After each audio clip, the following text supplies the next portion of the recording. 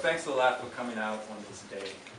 This is a nice, rainy, kind of, hopefully not pre-hurricane rain, but it is here. And I guess it'll be here for a little while, but thank you for coming out on this wonderful Sunday. The exhibition is in full swing, and hopefully you guys had a chance to kind of peruse and talk to some of the artists that are here. And this is called the 400, 1619 to 2019. And I want to introduce Alana Theard, who is the, Hi everyone. yeah, she is the kind of the inventor of this and had this idea, and I'll let her speak a little bit about that in a few minutes. And came just like, let's put this show together. So why don't you just take a moment to say how this involved yourself and then the history of it. So basically, I guess in the beginning of the year, my mother actually went on a trip to Africa with a delegation, and they went to Angola. So where, as many of you know, the first enslaved Africans to arrive in Virginia, Point Comfort, Virginia, came from Angola. So there was a prophecy that in the year 2019, a group of African Americans would come to the land. And they came, and so much happened from that trip. And I was so inspired by hearing from her and my mentor that went on the trip that I thought that we need to do an art show and bring together all different artists from the diaspora to visually document the journey since these 400 years have passed, and to commemorate visually the experiences that we've gone through, the struggles, to highlight our power and our evolution. So it was definitely a journey to pull this together. It was very challenging, very short amount of time to do it. It was nothing short of a miracle, I'd say. I did approach Tim Davis, who is with International Visions Gallery. He's an esteemed curator, many of you know, with the idea, and to see if he would be open to collaborating. So we teamed up on it, and from there just started taking on a life of its own. And so many of the artists that are here today, we're just so thankful to have you, because it wouldn't be this without you. And so I want to say thank you. Absolutely. Yes. Here's another artist coming in, Preston Simpson. Right. Grab a chair. Come on up, Preston. Please. I'm just going to go ahead and start. As many of you know, this year is the commemoration of the 400 years, 1619 to 2019, and it's a story about our people, black individuals being taken from Angola, as Alana said, in 1619, and it's happened in August, where they landed in County, Virginia, not Jamestown. That's been changed, I guess, from the history part of it. But at one particular point, in 1619, as I was reading, a private vessel from Angola, the White Lion, landed in Virginia at Point Comfort, which is present-day Hampton University. And this was only 20, there were more. Another vessel was there, more Africans came after that, and what I understand from the research, there were also 2 or 3 vessels from different parts that were collecting Africans and bringing them here or bringing them to other ports.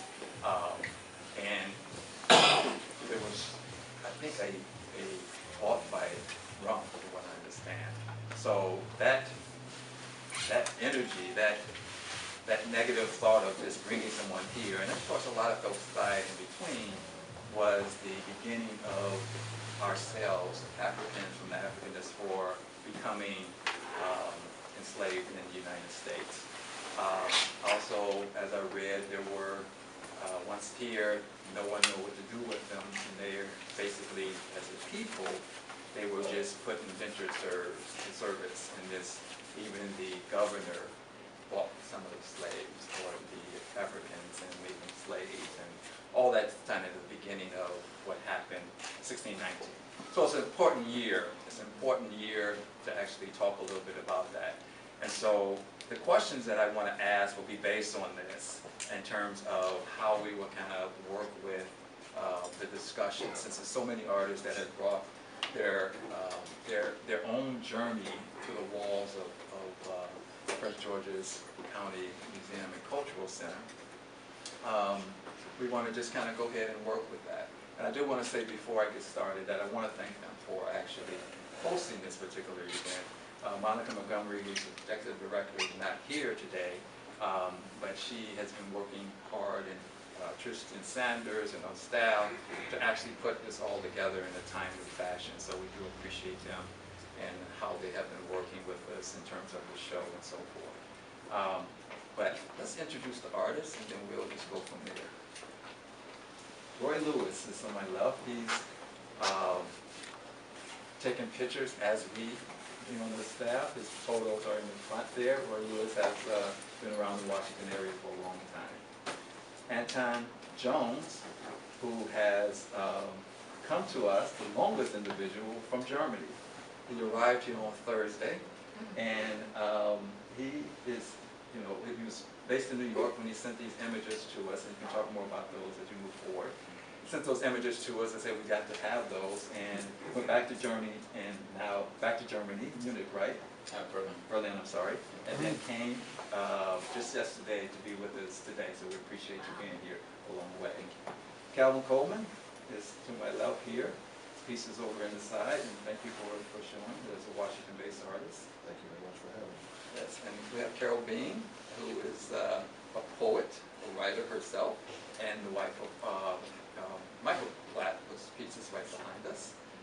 And we have Ann Bowie, Ann, who is to the right. She's a Washington artist and been based here for many, many years and doing some incredible things. Wesley Clark, next, whose piece is right here, who is currently having a show at Matisse, and in Baltimore, and working hard, and also Washington, Baltimore, doing things. Terrence Nicholson, piece is a white piece that's on the right. Just told me he's at the Hirsch on, and just put a tape on and had to rush over here and had to go back and stop it, right? So this man is very busy. Thank you for coming. I know he had a busy schedule. And Jay Coleman, next to the muralist, next to Alana. And Jay is all around also. You can see his murals in different places. And then we have Preston Sampson. Thanks for coming, Preston. Thank you for having me. Yeah. And this piece is right behind. He'll talk more about the five. Yes, so thank you guys for being here. So the first question I want to ask, and I want to ask, I want Roy then to start off, if you don't mind. Why do you think it's important to remember this 400th year? And this, what does it mean right now to Black individuals this year as we commemorate this this year? And from that particular point, where do we move from here? Well, I think it's important because, we kind of think of this year as being, it's 400, it's a number, but, we've been living the experience of being here since we got off the ship, like we just talked about. And even when on the way over, a lot of our people jumped off. Right. So that means, even though they didn't even know what they were going to, they knew something was coming up that they didn't like, so they jumped off. So, one of my folk, I've always been a student of history. I love history.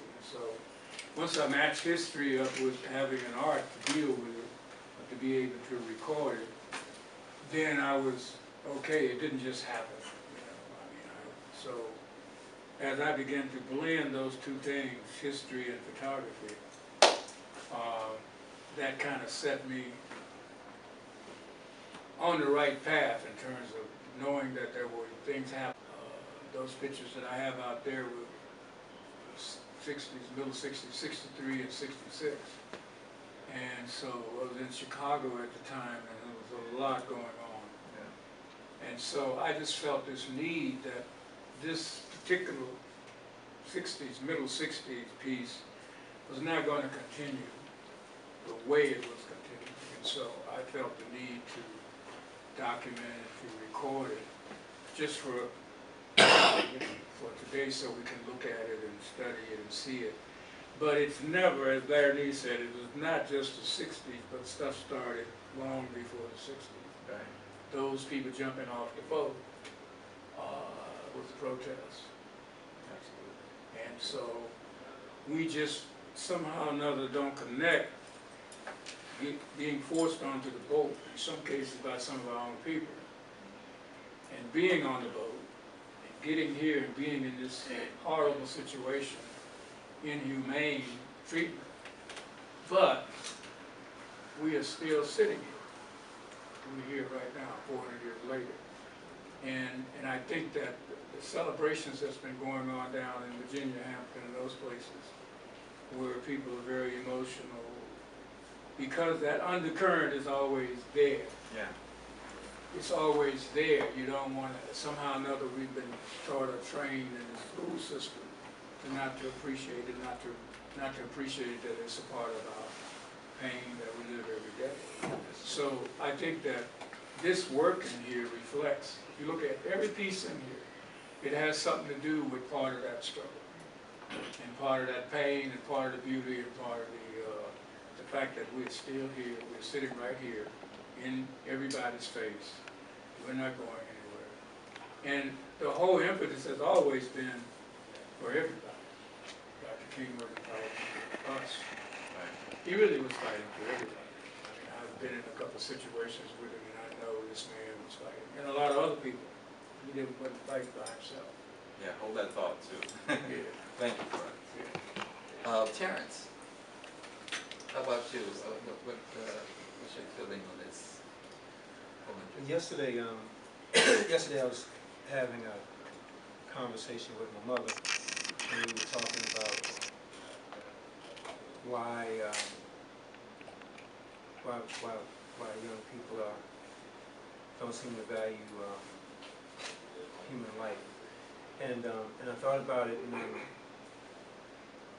and it's interesting you should ask that question now, because I was thinking of it in context of what happened in Hiroshima and Nagasaki. An event happened. There were people who were directly impacted by it, and then they had offspring, and then genetically, like the fallout from that carried on for generations. And when I think about this show, and I think about what happened with 400 years ago, and then Jim Crow and crack, and you go on and these bombs, it's like little, and how generationally, like we've been affected. Lately I've been dealing with stuff from Dr. Joy DeGroot, post-traumatic slave syndrome, yeah, and how she deals with how the stuff that I carry, she like connects the dots, how she connects it 400 years back, and I've been sort of, I guess, still in the process of digesting all this, because it's a lot. The piece that you guys picked for the show is kind of, for me, what that was about was coming to terms for myself. I guess one was success means not using the outside, not using outside means to measure my insides, if that makes any sense. So in other words, the piece is about, had a difficult time. It was about the housing bubble that burst, subprime loans and all that, and the fix that, not only myself but other people can find themselves in. And in the process of coming through that, and what that looks like as far as things like, well, I'm a father, I'm supposed to be a hunter-gatherer, and a hunter-gatherer shouldn't have to call the mortgage people and tell them they can't pay them, you know, like, you know. But in that setting, I had to do that, and so at that point, the head of the house looked like that at the time, and then we come through all that, and then with all this paperwork left over. So what do I do with that now that I've come out of an experience? How do I heal from it, right? And so, so all the bills and all the threatening notices and all that stuff, you know, I made a coleslaw out of them and put them on a thing, right? Okay, so, but it also, it gave me a more empathy. It gave me a deeper empathy for people who have adversity, and I don't know. I think that we are, as Black folk, we are living the best we can in a foreign land, really. You know, even if you're a few dollars above the rent, this is still kind of a foreign land, I think. So. Anne, any comments? Sure, like always, but I want to thank you. I was trash talking that one. I was thank you and Alana and the museum as well for your graciousness and for your regard in collecting and working with us individually and to create something that comes from so many different places and yet congeals into a very beautiful whole. And the 40 years to me is based on the notion of I'm real clear on what we've been through. And I'm of the belief that there are things that we experience that will never see the light of day. They will never be told because they're just too horrendous for anybody to share. I've done reading with things out of the concentration camps in Germany and the women who were taken as slaves by ISIS, and we don't know, the half has not been told. And I firmly agree with that. What I'm really interested in, so I know what we've been through, I want to know how we got through.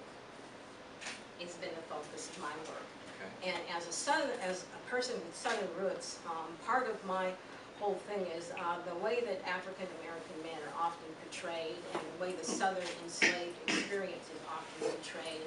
That's not my father, that's not my Uncle Willie, those are not the Southern Black men that I know and regard. Those are not them. And so it always kind of raised my hackles, the depiction of people, because it's like, no. And how we got through, for me, is about understanding that we have bought into the dominant narrative about enslavement, that we bought it hook, line, and sinker, and that we believe it, and we've acted upon it. And the dominant narrative is that we were psychologically destroyed during the Middle Passage, all the life was beat out of us, we had no religion and no concept of God, and that as a result of all that we rolled over and became Sambo and the like. That's the dominant narrative, and unfortunately we have bought into it as much as the rest of America. And that narrative is a lie on all 3 points in my research and my study. And so my work addresses the however, because I come from people who have dealt with some of what the South can dish out firsthand. And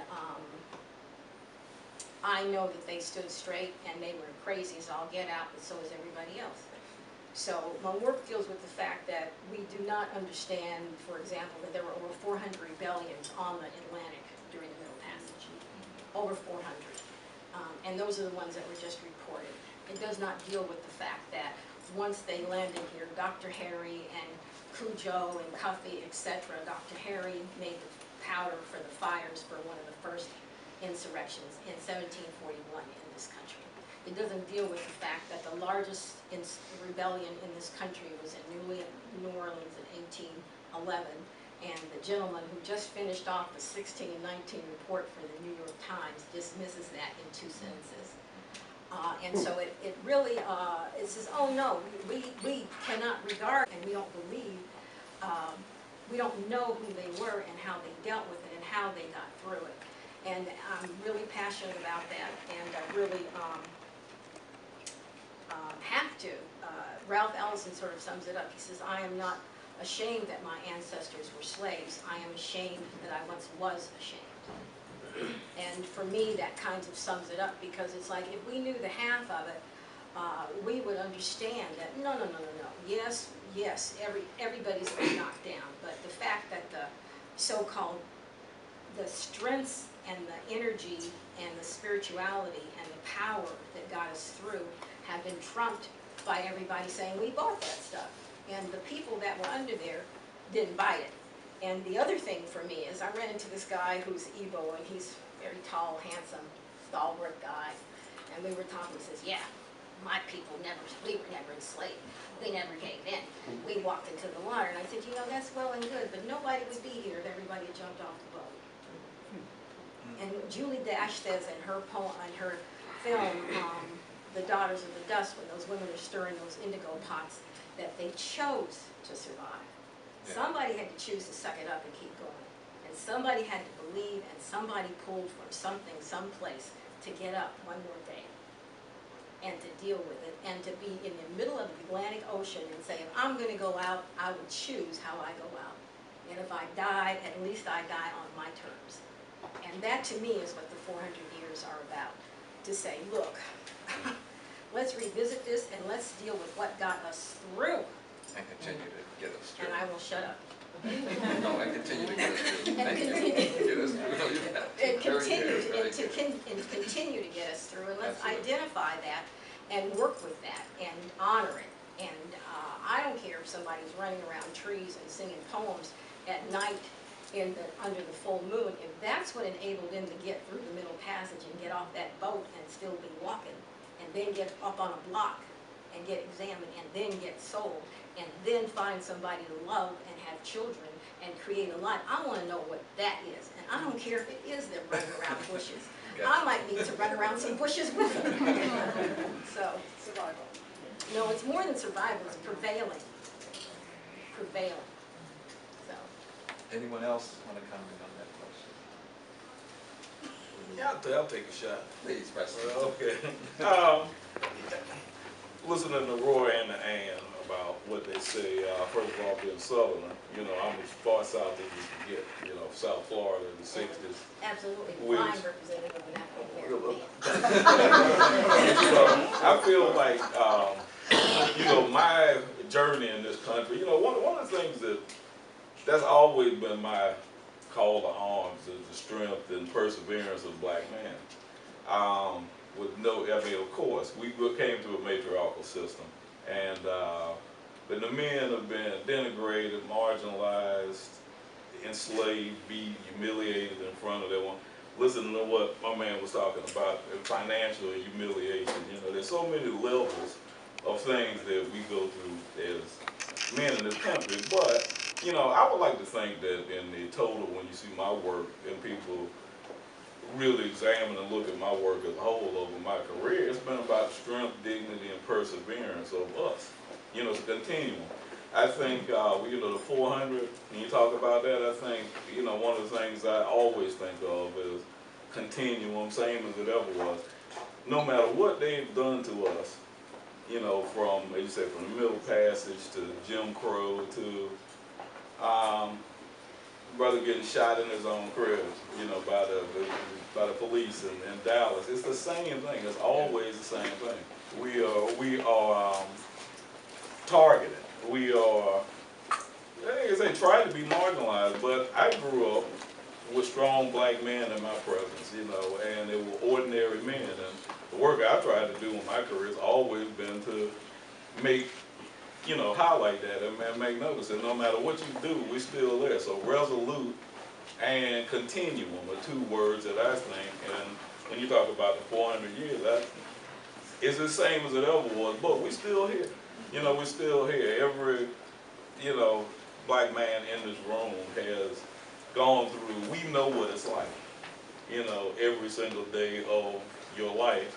And the painting I did of the brother from, you know, one of the Central Park Five, I think it illustrates, it's especially with this person who's in the White House now, they want this guy put to death. You know, and the whole crew without not even considering that they were innocent. And it wasn't true, but it was just because. You know, I talked to a police officer friend of mine the other day, and he told me, and this is a brother too, he told me, well, black men need to know how to comply with the law. Wow. And I'm like, wow. I said, you know, but the fact that they're so scared that they want to shoot first in 1 second, let me see your power. I mean, that's fear. That's Chuck D. fear of a black man. They're scared of us. They're scared of you. They're scared of all of us. They're scared of my 14-year-old son. Yep. You know, who's skinny little knot-head boy. You know, they're scared of him. Yeah. You know, so their response to that is to take our lives. So all of that to say is, my response for 400 years, no matter what has happened, we're still here, still standing. And standing strong. I mean, and again, I'll take what you said about, thank you so much for this show. This is wonderful. And I do believe that when you look at everybody's approach to how they reconcile what the issues that they have with their work, it's all here is different. It's beautiful. I'm proud to be a part of it. And thank you. No, thank you. Thank you. Yeah, and we continue to move forward, like Preston Sampson's work is behind him right there, it's about the Central Park 5.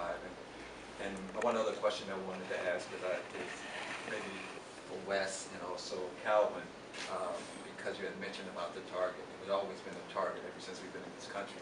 We landed on the ground, and it seems like there they are, and it's kind of continual, the racist acts that continue. So Wes, pieces here that has to deal with the targeted, as well as Calvin's who's on the corner. Maybe you can speak a little bit about your journey and the work that you have been creating, and the platform and the necessity of why you do the work. So, with this piece, Mistaken Identity, is really focusing on that idea of wrongfully taking my identity, and just what that means on a large scale. But on two fronts. It was one of my biggest fears growing up was being mistaken for someone else. So you did A, B, and C, and being gunned down for that. I didn't even grow up in in a hood, or, anything of that nature. But that fear was still there and present.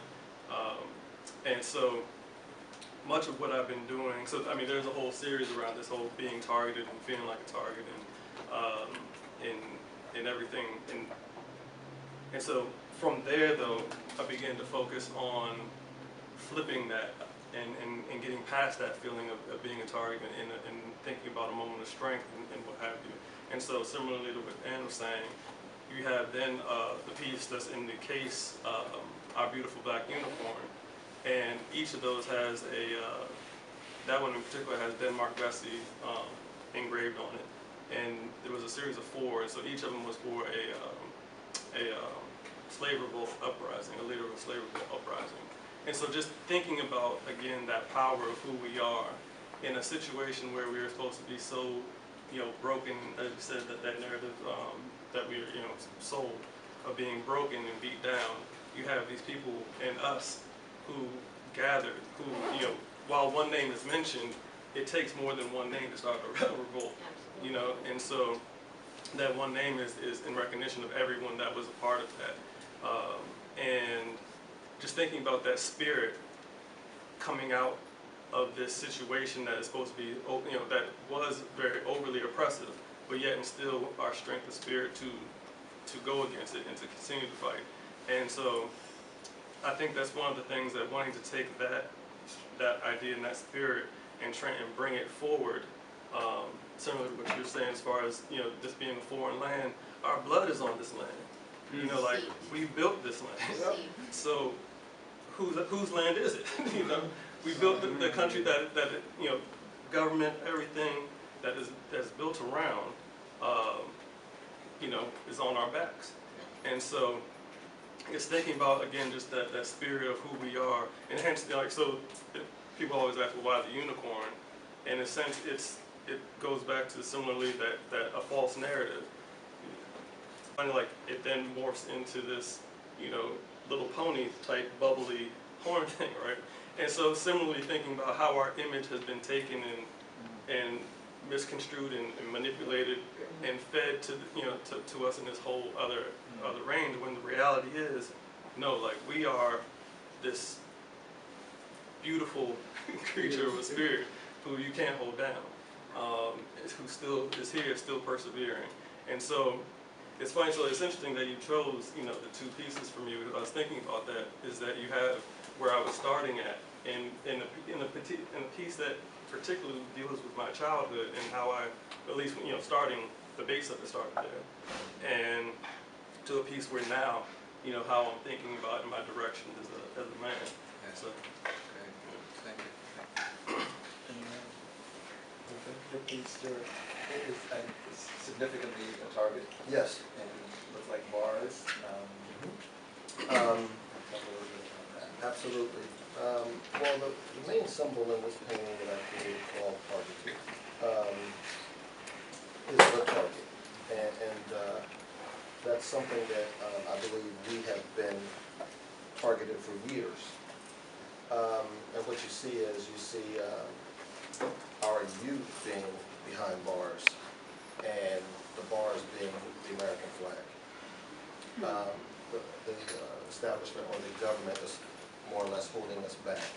But one of the things that really sticks out to me in this painting would be the hands of the boy that's holding onto the bars. You know, those are some strong hands. And yet he's enslaved or behind bars. He's very strong yet still. Now, I was born in Hampton, Virginia, by the way. Okay. And I didn't know that history, so thank you. But I live in Baltimore. Every day that I travel to D.C. to teach, I'm hearing of shootings and killings.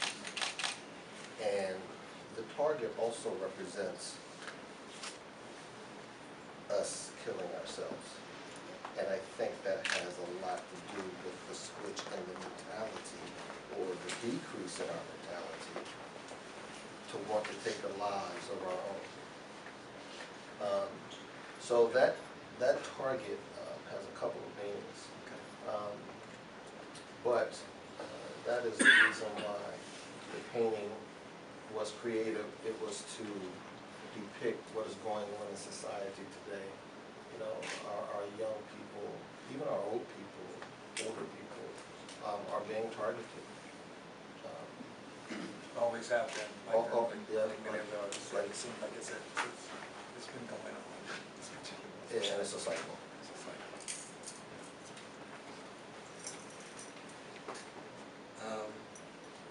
Alana, did you have a question that you wanted to ask?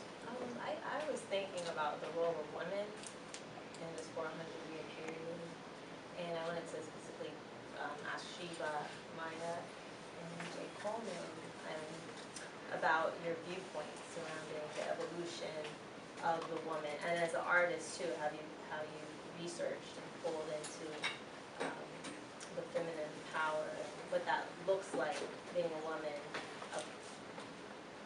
a female artist, and I just want you to expand on that. Okay, thank you. Well, with my artwork in general, I'm generally depicting women of color, or Black women specifically, in a spiritual light, okay? And I tend to, although I really understand the importance of the telling of our history and our presence in America, I think that that Black women especially have been kind of removed from the idea that we have divinity running through us and that we are a part of a divine, community. And so, and what does that godliness look like? So I try to define those things in my paintings.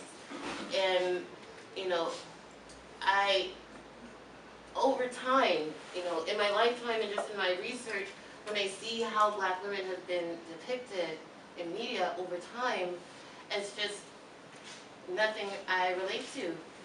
It's nothing I recognize in my life, in my family, and it's all a caricature of presumed stereotypes. And I got tired of seeing that. And I wanted to make artwork that was a reflection of my mother and myself and my femininity and my experience, and with the natural community around me, with the universe, with all these things that have nothing to do with like racism or just like slavery or chains, and none of those things. This is like even deeper than that. Like, what is in our spirit?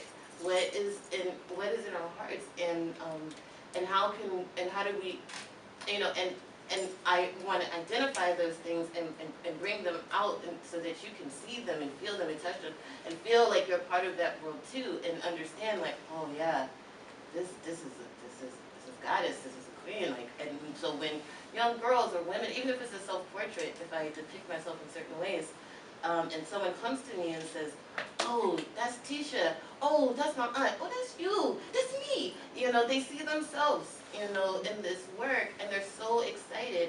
And then when they tell me, oh, this has you know, saying things that tell me that it's lifted their self-esteem, that they're happy about this, that they have something that they can show their daughters to aspire towards. That makes me feel good, and I know I've hit the mark, right? So that is my aim, is to show that we belong, that we have always been a part of this spiritual world. You know, we've always been a part of the divine order, you know? So that's what I attempt in my work, is to show that we are on all of this. It's not just this mundane kind of everyday experience. We are all up and through everything, just like God, just like we are part of all of this, you know? So that's where I'm coming from with my work. And Jay of Coleman here. Right when you come into the front, his work is Mama Ayiti. So it's a woman's face that she's gazing into the rest of the show. Can you expand upon the role of women in your art? Because I know you have a reverence for feminine and women, and talk about women as goddesses and how they carry the DNA of the whole earth. So the nation is only as strong as the power of its women. And when I think about our fight, from antiquity to now, it's been in protection of her. We can talk about mitochondrial DNA and everyone on the planet being linked to a single black woman, the foundation. So that particular piece was a picture that you texted me. It was a black and white photo, and I was working on the Howard Theater Walk of Fame, which was driving me nuts. I didn't know what I was doing. I didn't know how I was going to get out of it. I didn't know how I was going to get through it. So I stopped. I said, I'm going to stop for 2 hours. I'm going to paint this woman because she spoke to me in some kind of way. It was a black and white photo. I use a lot of arbitrary color to represent the entire diaspora. We come in all shapes, colors, everything. But they can all be traced back to her. And when I think about, and I don't mean to be graphic, but we have to be graphic because we run from the graphicness of our situation and of our history. Alexander to Trump, to Constantinople, to all the folks that, to Columbus, Cristobal Colon, all the people that rewrote our story, cut babies out of bellies like it was the norm. And we have to rewrite that norm. We have to normalize resistance. And I ain't talking about putting your hands up. To me, that's submission. I only sees them doing what they do, and it's not a game. It's like, I have to live and breathe this. It's a part of my core, and that ancestral core, the DNA that ran through those people, that runs through us, that we don't see. We can't put a picture to it. We can't put a name to it.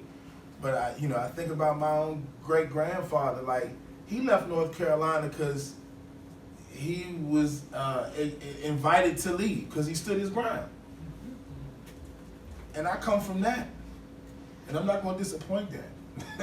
So when people think about artists, like, oh, you're a painter, you're just delicate. Yeah. I'm a bare knuckle painter. So I hope to be an educator, a spiritual advocate, a pugilist, a father, a warrior, a lover, a son.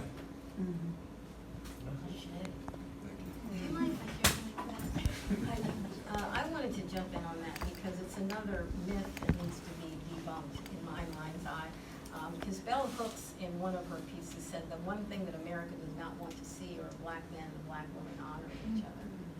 It's one thing that America does not want to see, and has done a lot to make sure that that occurs. And that too flies in the face of some of the research that I've done and some of the things that I've observed about the fact that on those ships, the men were chained below, but women and children were often allowed to run the deck, and they did laundry and they did cooking and all of that for the crew as they were going on many of those vessels. And they were the ones who knew the lay of the land of the ship, and they were the ones who coded the men to tell them the lay of the land of the ship and to sneak them weapons and to tell them when, who was where in terms of having rebellions on those ships. And so even there, there was a cooperation and an honoring of those two. And I also remember a scene out of Roots when Kunta Kinte got his foot cut off and by those patty rollers, and he was in the bed and he was not ever going to get up, and he was obviously legitimately depressed. But what his wife did is, I can't remember the exact dynamics of it, but his wife was knitting him something to go on the stump, knitting him a cover to go on the stump, and she basically dared him to stay in that bed. She some kind of way finessed him and challenged his pride and his heart and his ego to get up off that bed. And that's what I deal with in terms of looking at African American men and African American women. Like, your grandfather was invited to lead because he stood his ground. And I think one of the most painful, powerful things you can do is witness somebody you loved going through something and you can't help them. The powerlessness, helplessness, and the self-hatred that can come out of you watching somebody you love and you can do nothing about it, that has to be held hand in hand with the however that they did. Somehow or another, how do you look somebody in the eye after you've seen them get shredded and honor them in such a way that they are able to get back up and that they are able to know that you still have regard for them and that they have regard for you in spite of watching them experience something that should take away all your regard. And I believe that that part of the story of African American men and women through enslavement and understanding that black men have always done the baby thing and the diaper thing. And I look at a lot of men these days going around as if it's a thing to carry your child around, or it's a thing to watch. Black men have been doing that since day one. Changing diapers, fixing food, walking kids going far. And the thing is that I don't care if a black man's father is dead, in jail, drugged out, or buried, there is always some man in that boy's life. It doesn't have to be his father, but I have watched black men take care of other black men's children. And that is saying something too. So, and of course we know the thing about black women, their husband's gonna have another family down the road and he brings those children to play with her. So, I mean, we know about that dynamic, about the capabilities of black women doing that. So I really do think that another narrative that we have to reinterpret is this whole relationship thing between black men and black women and how we've bought into the divide and conquer, and which has been very, very difficult on us to maintain our community within, because that's another narrative that is not doing us a good service when we fight it, and we have fought it big time. So I want to shift just a minute, because you had mentioned a little bit about the water, and of course the movement that we have traveled. And I wanted to ask Carol, who was the wife of Michael Platt, this piece that is right above us. It's called River Walkers. To get a sense of what it must have been like trying to lead people through that landscape, through the rivers, because it's all marshlands down there, and out. And then one of the rangers took that a step farther. One of the rangers regularly goes out with her dog at night and walks a certain distance, walk a certain path, make a path, and keep going. Again, for the same sense of wanting to be able to share to some measure that experience. So the series that Michael did of River Walkers, he kind of combined a couple of things. References to the major crossing from Africa to the New World waters. That's one body of water. And then when you think of settling in an area such as that we had recently come to experience, which is a bit of this the landscape part, colored basically jungle there, with something else in this upper area as well. And then also thinking about the transition to get from wherever it is that you had been gathered, collected, captured, seized in Africa to that first point of departure. Then the departure, and then thinking again of what it was like when you're going out in a john boat or simply in the rivers, walking the rivers quietly, always at night, pretty much to make your way north to wherever it is that you ended up. So he, in a certain sense, conflates those two things. And there's some other series that we had looked at, and a piece that I wasn't able to find in time for Tim to show, that has a female figure there. It's a vertical piece. A female figure looking down, naked, and then in the water below her is another figure kind of in a fetal position. So one made it, one didn't. And I found some smaller copies of it where he just proofs, for the printing. And so I could see the development of when he first got this idea. And the first rendition of it was the slave ship, as you've all seen it, rather graphically with the layout of all of the bodies in the position. And the figure at the base of that, the one who didn't, was a very clear figure and was clearly delineated. And the later versions before this one, which doesn't have that lower figure in it, the one didn't, had the figure still there, but much more amorphous, much more in the water, as you would say. And anyway, those are differences. So I think that's it. In the upper figure, you have some sky.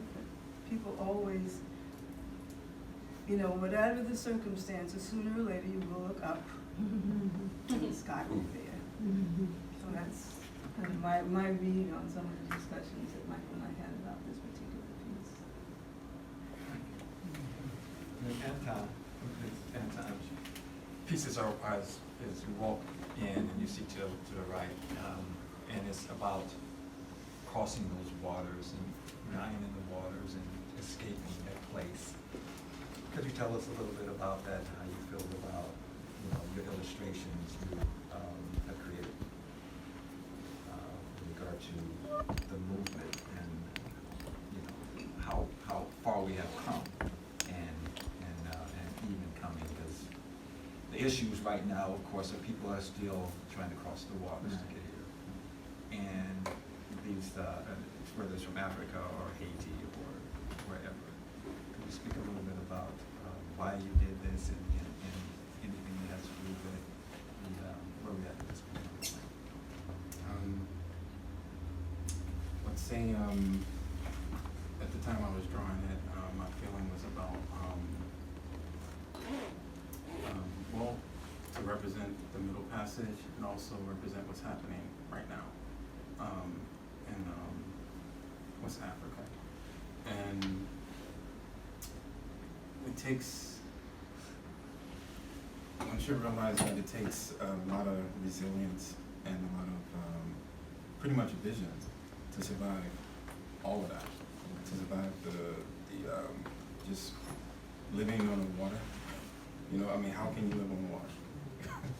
A big ocean, pretty much.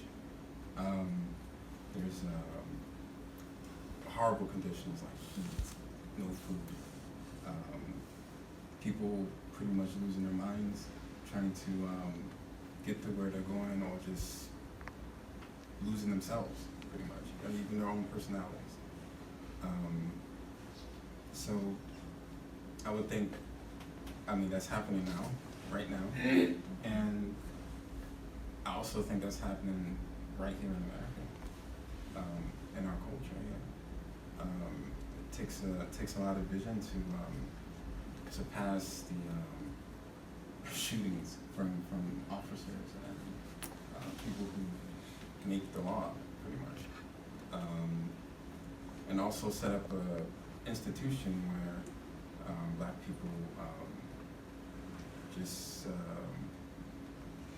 I would say, have their vision blocked, basically, and so that was on my mind, and also the individual faces. It's really important to look at. Despite the horror, despite the conditions, people are still trying to get there. You know, they're trying to, they have it in their minds and their hearts. Hey, this is where I want to be, this is where I need to be. I can't be at home anymore because of what's happening there, because of that institution. And so, you know, people want to just live peaceful lives, pretty much, simply. And they do, and people are going to do everything they can to do it.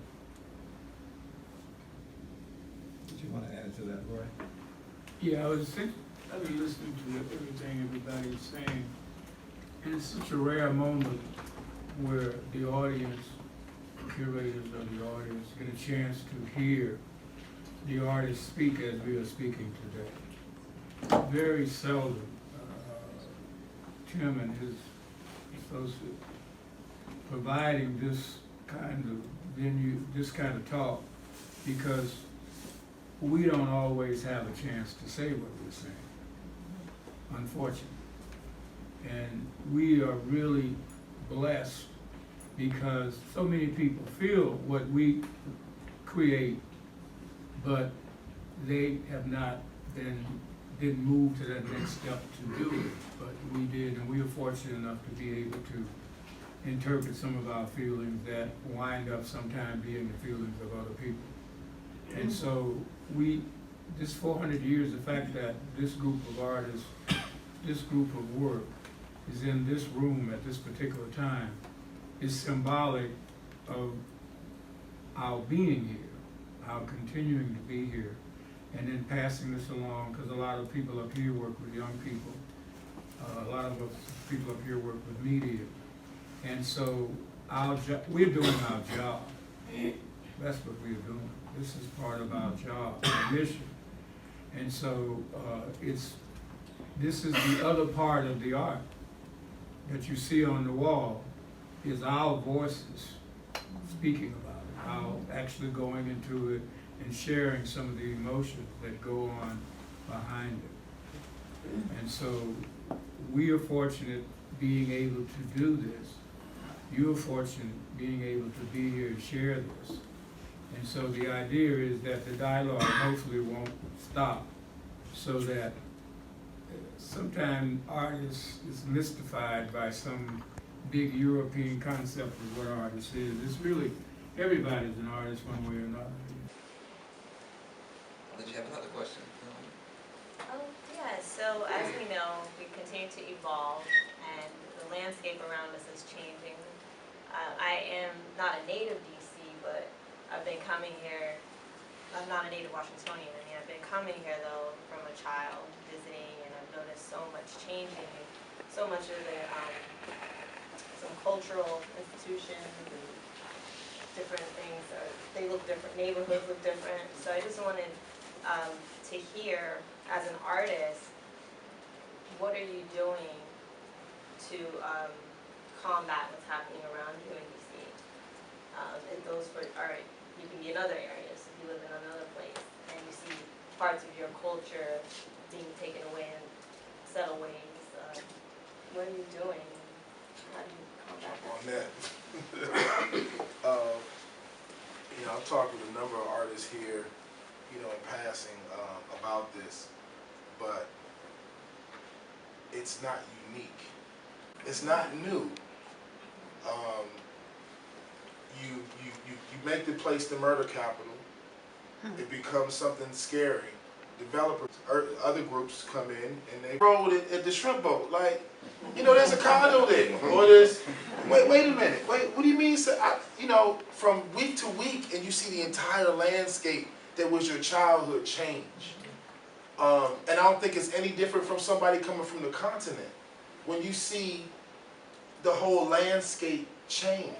So I think as a Washingtonian, that's where we pick up our machetes. Whether they be brushes, whether they be clay, whether they be textile, whether they be collage, whether it be poetry. We got to pick up our machetes and chop away.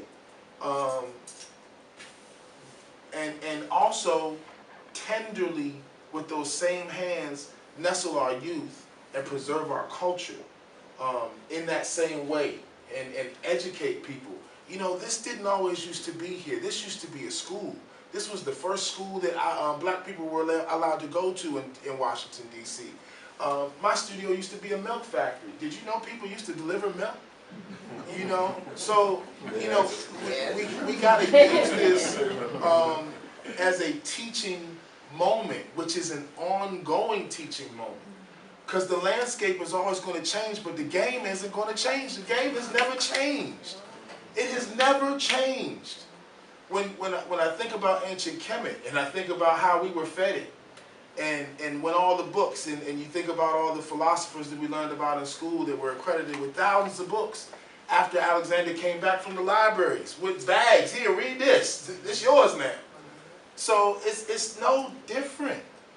The fight's the same, the struggle's the same, and African art is functional art. It's not just a face on a spoon, it's a spoon. It's got beautiful work. It's a spoon you can eat with. It's not supposed to be behind glass. It's functional. So I think as Washingtonians or people in this area or any urban area that sees change, any country that sees change, any continent that sees change, neighborhood that sees change, it's our duty because we can talk freely even when we're being persecuted as artists. If something happened to me tomorrow, my work is still here. Yeah. My work is still here. You know, murals can get covered up, but to me, being able to work in bronze has been like the biggest transformation for me as an artist. If you told me 5 years ago I'd be putting something up in bronze, I'd have laughed you out the room. But to know that when my children go there and my grandchildren go there, they can say, you know, my dad did this, and it's not going anywhere. It's not going anywhere. You know, so I think, you know, we have a duty to preserve, we have a duty to educate and not just be upset, but also convey why we are upset. It's not just, you know, like, you can be positively angry. We've been taught to quell all this. Just like hip hop, we were growing up, we had X-Clan on the radio, we had, you know, self-destruction, and all these messages that were coming out to us through the music. Now all I hear is cats that can't even talk versus let's not even talk about the message. But you know, we got a duty, and everybody here doesn't just do what you see on the wall. Folks in here are parents, folks in here are scholars, folks in here are musicians, folks in here are therapists and healers, spiritual guides. You don't know the breadth of what somebody is in this room just because you're looking at one of their pieces. You don't know what else they do. Well, I guess you can safely say that we have to do everything. We have to continue to educate and continue to move forward on as artists, as enlightening life. Can I build on what? Yeah, and then Preston, you wanted to say something. Oh, I'm sorry. No, you go ahead. Okay, great.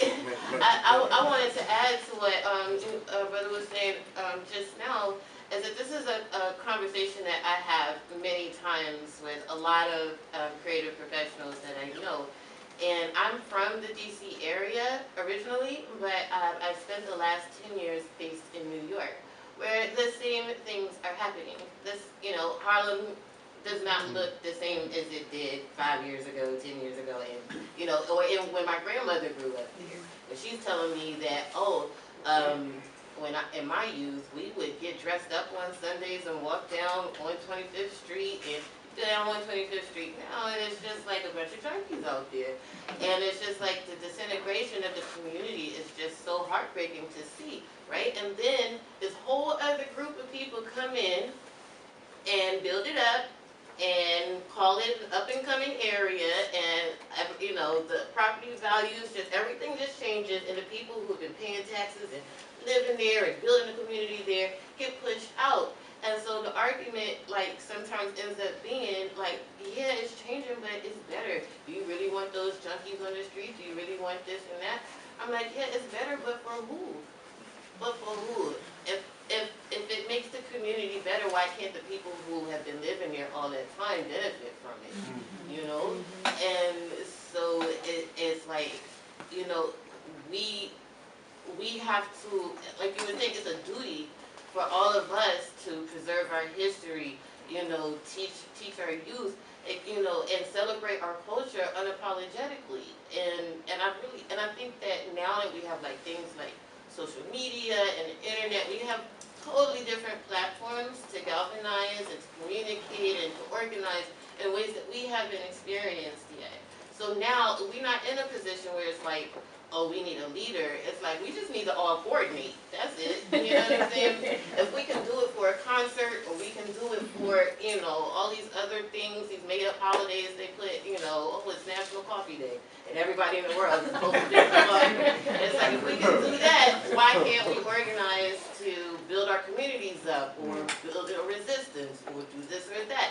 And I think that, you know, I think it's something that we can see in our lifetime. It's just like this kind of change in the dynamic of how we think of our own power and the things that we push in and see the results and enjoy the results.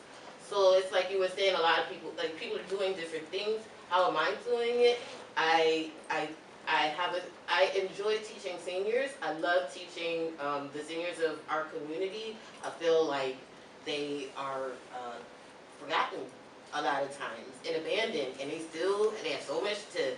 They want to do things, and they want to be cared for, and they want to tell their stories, and all these other things. They want to still feel involved. And so my job is to bring art and art therapy to that community, you know, and make it a service. Do it in a way that it's a service they can take advantage of without having to pay for anything, you know. And then I work it all out. I still get paid. But, you know, the community can benefit from what I have to offer. And I also, I mentor other artists. You know, if an artist comes to me and they're like, oh, how'd you do this, how'd you do that? You know, I will always answer questions. I can't do it right away all the time, but I will always pay artwork to the community that wants to see it. And through that, we have promoted literacy through art and all of that kind of thing. Okay, going back to the gentrification thing, my biggest pleasure of my fight back for gentrification is seeing my joints on the wall. You know, like I'm getting a lot of stuff on 8th Street, you know, and like a gentrifying area, like the Apollo building on 8th Street, $300 million price. The only brothers in there, and they say Apollo, they folks have appropriated the name Apollo. And they've got all of this stuff, and I put Jordan like Duke Ellington and all of them, and they're like, why you put this in? And I'm like, really? I said, I tell you what, read, check it out. The other ones, you know, I mean, over and over, you know, the University of Georgia. My great-grandfather got lynched in North Florida. There's a painting I do that's like one of my recurrent figures, the brother with the big crazy hat, you know, the big hat, they built a nation. Somebody said that too. That did back in the 90s. That brother is in University of Georgia, permanent collection, and that's where he got lynched, in northern Florida / southern Georgia. He gets, that's almost like his last laugh, you know, but I would say this, you know, we're educating these people to make them deal with our imagery and our face, you know, I mean, you know, and who we are, our reality, whether it's abstract art. Every time I go through Tacoma and see Sam's mural, mosaic, I'm like, there it is. That's what I'm talking about. You know, every work, you just see our work, all of these conversations we're having in the real, in the 2 or 3 dimensional, and they have to deal with it. I think that is a thing you talk about, empowering the community. People seeing themselves, seeing what they look like. Every time it goes on and on, but that to me is the most beautiful part of the fight back against gentrification. And what you're talking about, while the service is there, you talk to the developers, they're like, well, it's better now. You know, you've got the cops on the Segways, you know, riding through the alley on 8th Street. Well, I said, but they weren't there when my grandmama was living there, you know, when they were shooting and they, you know, harassment, you know, and doing it. And so, like I say, again, I'm a dead horse, but I'm just proud to be up here with all of y'all. You know, this is a beautiful room. So do you guys have some questions for this wonderful panel of artists? I want to give an opportunity for our interview to ask questions or have a comment. And I'm an artist advocate, but a lot of people say I am an artist, but I represent an iconic figure that passed a year ago, who was my husband for 46 years, and we started an institution in 1978. Please say his name. Ernest Marshall Proma, and it was the Proma Gallery, and it grew out of our experience of going to the motherland. I was sent as an educational ambassador, and it turned both of our heads around in terms of who we really were. If you don't know your history, I mean, your authentic history, I'm not talking about, you know, the history that has been given us through the institutions, then you're lost. And that's the reason why we see what's happening with our young people. They're lost. They're lost. So it's our responsibility. We can't depend on anybody else, but it's our responsibility to roll up our sleeves, use whatever resources, collaborate, do whatever to make sure that they get this authentic history. Because once they get it and they embrace it, it's no return. I know for my husband and I, it was no return, even though even our families reject us to this day. They're inside one box, we're not in that box. But it's okay. I'm okay with that. So I just want to, I think the audience needs to give you all an applause.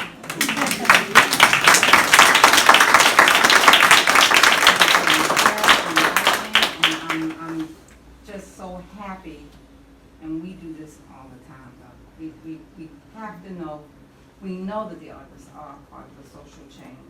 And they're the fighters, they're soldiers, but you have other people who step in, like someone said, you know, you have people from all you know, occupations, and you know, all of us are educators. We have to be in order to save our history and our culture. And I honestly, I'm enjoying this over here.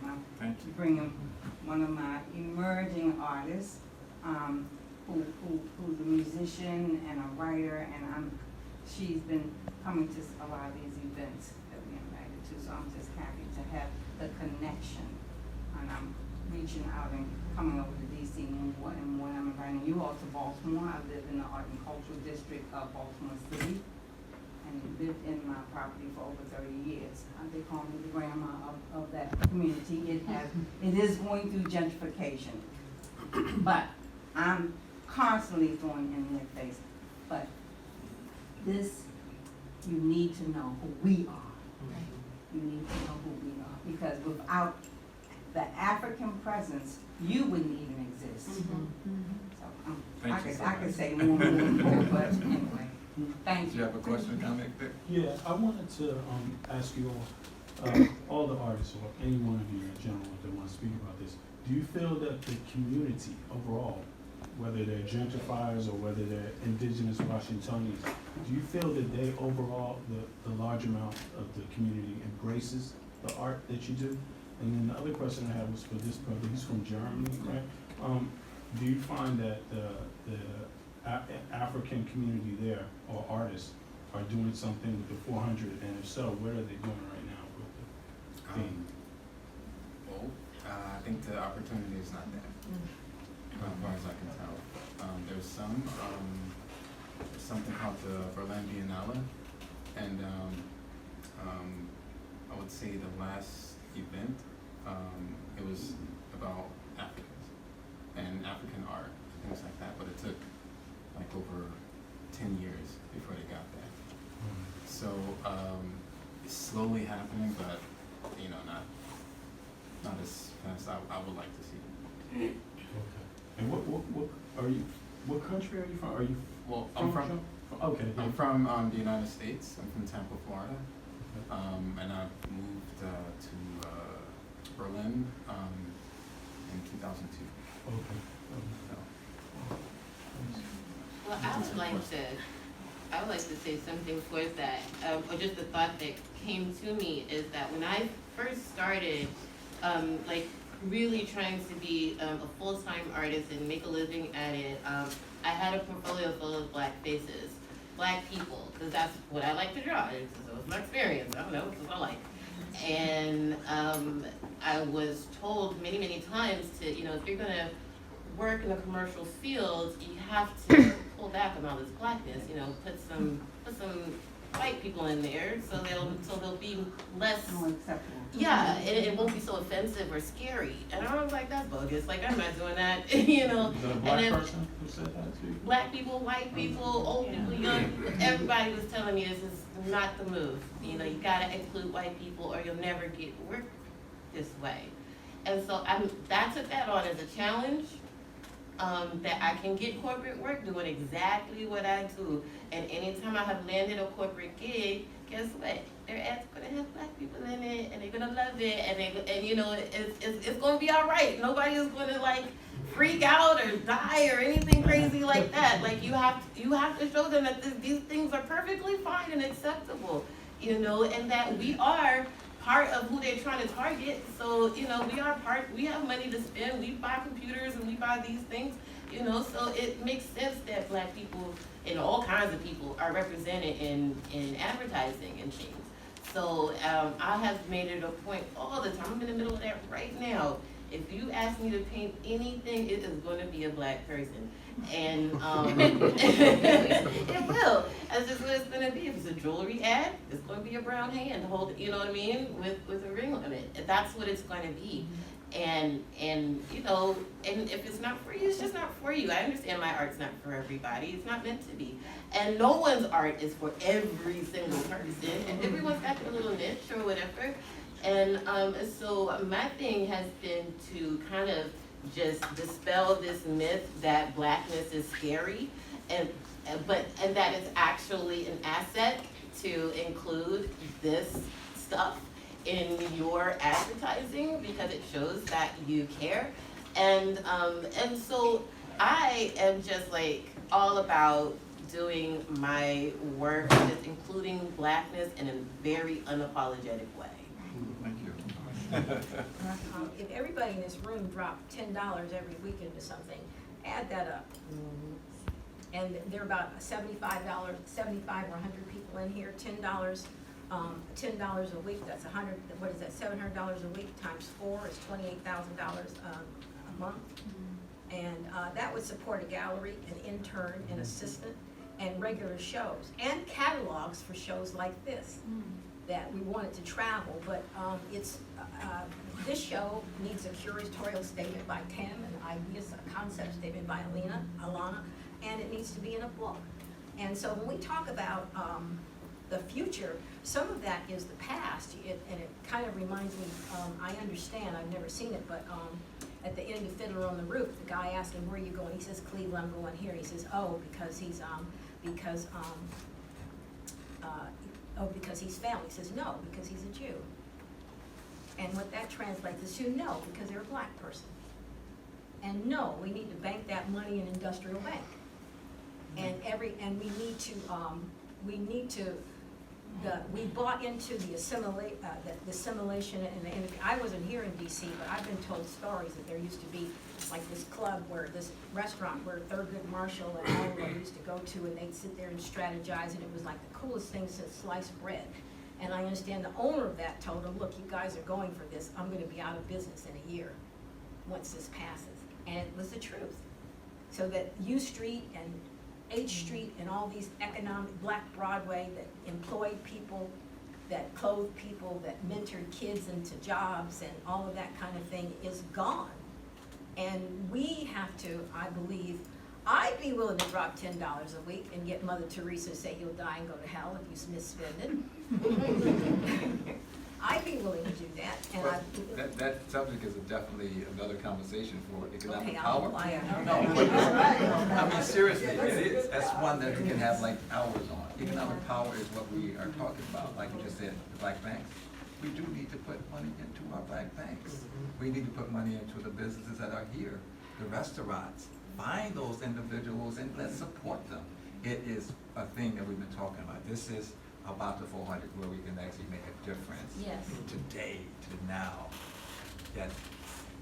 I've built and lost businesses because of the lack of support from our community. Yes. So.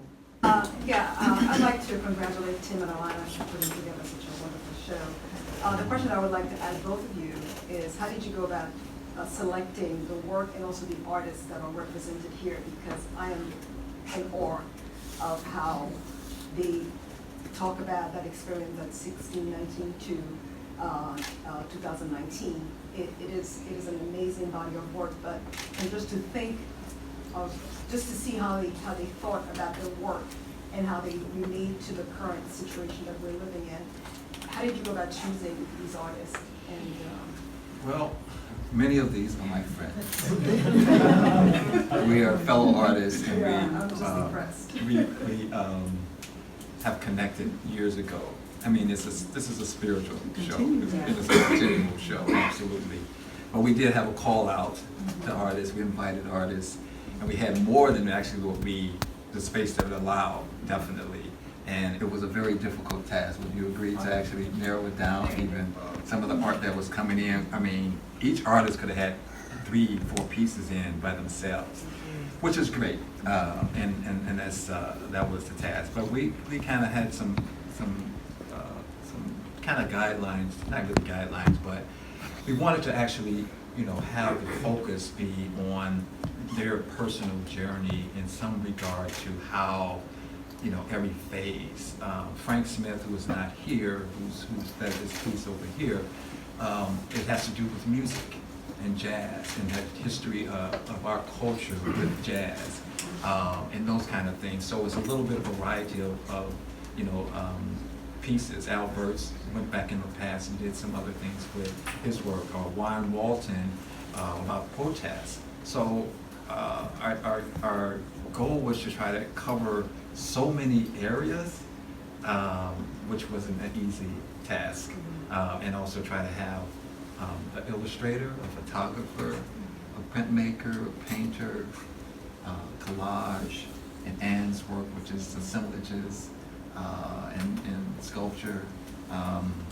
Would you want to add to that, Alana? Anything else? But it's just one of those. And I would thank you, though. Thank you for that. Yes, I'd say we were also looking for just that diversity within the diaspora and look at the work that spoke to the themes of the show. We got artists from so many places. Canada, I know it was hard because we had to look through so many really great pieces, but if they didn't add to the narrative of what specifically we were looking for, we had to pass it up. So it was difficult, but there was a synergy with a lot of these artists that are here, as you can see, and they just fit. So would you be interested in taking the show somewhere else, like to another city? Absolutely. That's our goal. This is kind of the beginning of this this journey, and hopefully expand it, and also, as we speak, have proposals in for that. to travel to other places. And yeah, the response has been very good, so it seems like it has to go. Yes. I think it's, So as I was sitting here thinking about the questions that I would ask, actually I really have two questions, but what I'd like to do is just kind of throw out. So we've been talking about, this 400-year journey. And I often think about, our history really is kind of a map of where we come from and where we've been and how we got to where we are. But I'm always looking ahead to the future. Okay. And so I know as artists that you're all going through a process of evolution as artists in your work from where you were as an artist when you started. But there's a future that's coming for each of you. And where do you see your artwork going as you move into the future? Maybe you're going through a transitional period right now. Maybe the work that's here is reflective of where you were 10 years ago, but maybe you're actually evolving to a new place now. So my real question is, what's next for you as an artist? But the other question I have is one that's more, ultimate, that we're all leaving some type of legacy. And so in the next 400 years, if someone were to look back in history and there was a statement written about you as an artist, what would be a sentence that you might like to have written about you that said, he did this, or she did that, or his work spoke to, what's that future for you as an artist? Go ahead, Wes. So at least to start with the first portion, the direction of the work, because I've been thinking about this recently, and there was an intentional shift at one point, moving from talking about struggle almost as a bit from a victim standpoint to turning that and really beginning to focus on our beauty and our strengths. And even now, my most recent body of work is really now thinking even, solution oriented. Because oftentimes we're talking about, we discuss issues, and so my current show it deals with reparations, but I'm talking about it from an internal point of view, what we can give ourselves, what we now owe ourselves. And similarly to what Terrence had mentioned in the book from Dr. Joy DeGroot, she's talking about, drawing those linkages back and thinking about what we now have the freedom to do, whether in what we owe ourselves that freedom to do, and the work we can do on ourselves to push forward.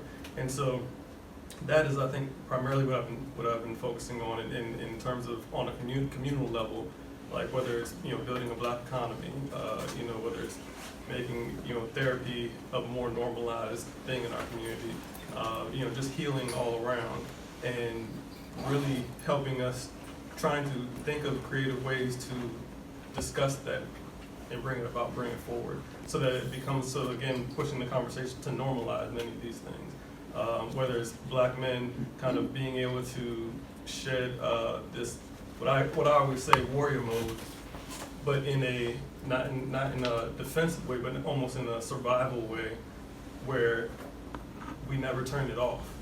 And so now, as I've become a father and realizing like how I'm raising my son or how I'm raising my daughter, like my heart has been enjoying a more fuller range of emotion, I should say, and dealing with that, internally, but also recognizing how I'm giving my heart to my children and my wife and such.